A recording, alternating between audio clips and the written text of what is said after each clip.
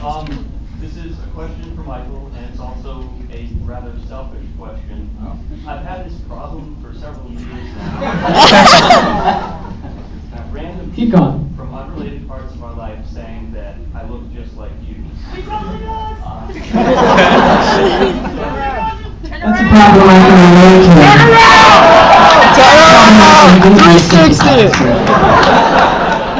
Problem going on. So basically, I was wondering if I could right now, or would have the opportunity to later get a picture with you to prove to the world. Oh, buddy. Not actually. This isn't going to solve the. It's not going to solve the deep root of the problem.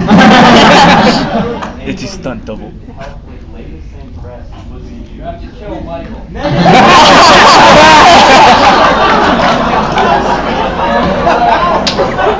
Who said it?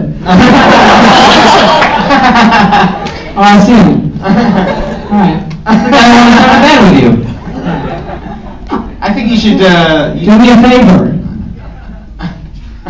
And kill me. I think you should come on, maybe this guy could replace you on the press tour for the rest of the press tour. You want to come with us? I've got nothing else going on. Could you wear a shirt like this? I guess I can see what I can think of. And pull it off like you can. Aww. You're both great. Thank you, sweetheart. It would legitimately make my night if I could get a picture of you. Only your night. Yes. Yeah, right now and also No, I know. To answer the next part of your question, yes, we can. Okay, man, You're a handsome man. You're a handsome man. First of all, I'm really impressed by like the quality of actors that you have in this film, considering it's kind of like an off-the-wall, genre matching thing. And I'm not just talking about people like Anna Kendrick who are Oscar heavy hitters, but the fact that.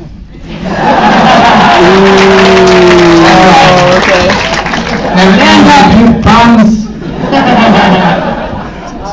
But really, what got me was the quality of like comparison between the actor and the artwork from the movie. When I look at people like Julie or Monique, who are just complete side characters, you nailed casting those guys.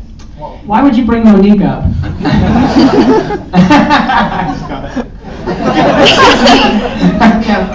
but my question is, how did you do it so well? I think, when we were casting, the truth of the matter is, I did look for like people who looked like the characters, but I did also go for the best actors. It wasn't ever a case of like, oh, that person's like a really kind of great actor, but they don't look like a character. I mean, I kind of like sort of just was incredibly fortunate to like have great people who wanted to come on board. That like I'd say about 50% of the cast I was fans of before, like these three, and Brandon Routh and Chris Evans that I was aware of. Other people, I can't claim credit for the idea of Kieran Culkin playing Wallace, which is amazing. Amazing casting director. So that was what was amazing about the film, is kind of working with people that I was huge fans of already, and then people who were completely new to me, like Johnny Simmons and Brie Larson. They were just amazing. So, just across the board, I can't say enough nice things about the cast. It was an amazing experience, and everybody really got into it. And it was pretty spooky how similar some of the people looked to their characters. I mean, I did think it was funny. And sometimes like complete kind of kismet happens when somebody walks in the room. When Mark Webber walked into the room to read for Stephen Stills, I definitely thought, oh, hello. I kind of thought like, this is the guy even before he opened his mouth, because he just had the right kind of demeanor about him, and it turns out he's a brilliant actor anyway. Okay, next question. Lady with t-shirts. Hi. So you guys stuck really really close to the comics, which is really cool. But did you guys ever get the opportunity to revise It was pretty tightly scripted, and a lot of the dialogue in the movie kind of pays off 2 or 3 times. So it was kind of all on the page already. It wasn't a movie really where there was a lot of where improv could have improved any of the moments really. Yeah, we didn't do any improvisation in this movie. What we try and do is like rehearse.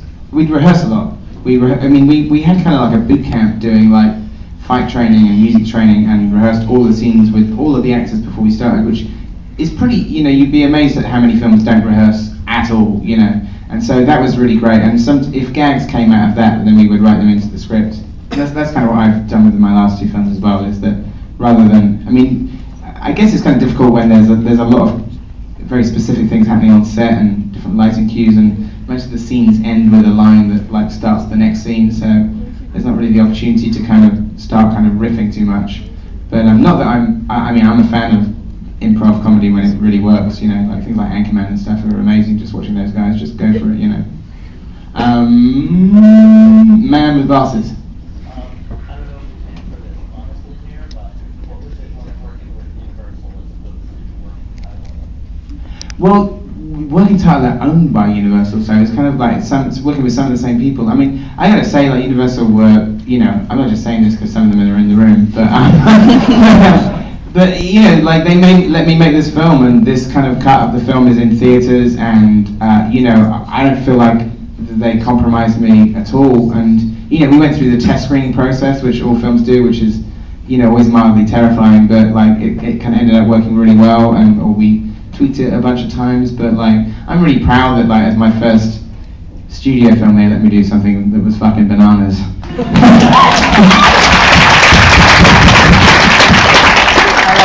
Okay, okay, with 3 more questions. So let's go for this lady here. Yeah. Oh, awesome. This question is from Michael. A lot of my friends, when I first heard that you were cast as Scott Pilgrim, had some reserves about whether or not you would be able to play the character role, which you did fantastically, I might add. But did you ever have any reserves about whether or not you would be able to live up to Scott Pilgrim? Excuse me. A little bit, but I felt safe in Edgar's hands, basically. He kind of, he had spent like 4 or 5 years thinking about this. So I felt like he wasn't gonna really, make any decisions that he wasn't 100% sure about. So I felt just like I would just put my faith in his hands and just go with it. And also I really wanted to be a part of the project, so I was able to get past that. Let's go for the man in the very back with the blue shirt. What was the process like for getting the licensing to use the music from Nintendo and various video games? Like, were the companies really open to using it, or no? In some cases, like yes, like well, the Nintendo were really cool with letting us have like, Johnny Simmons is playing a Nintendo DS throughout the entire film, pretty much. He's never off the thing, and he would actually play it as well. Johnny would be sitting in the corner of the room playing like Zelda and Mario, and sometimes completely zone out during a take because he was in the middle of the game. So he was playing Zelda the entire time. But there was one bit where we had to go to, just not to answer to get too complicated, but if it's in the context of a scene, if somebody's playing the game, you can use the music and the sound effects and stuff. But if it goes into something else, then you have to go back to Nintendo. And there's a bit, I don't know if you noticed in the school corridor in the dream sequence where the Zelda music turns all orchestral, and Nigel Godrich did this amazing kind of like orchestral version of the Zelda music, which, do you know the band Supergrass? Do you guys know Supergrass? Yeah. Really like Gaz Coombs and Danny Goffey are singing on that track. They like do the little kind of, when you hear the sort of like the school children singing, it's actually Supergrass speeded up, which is really crazy.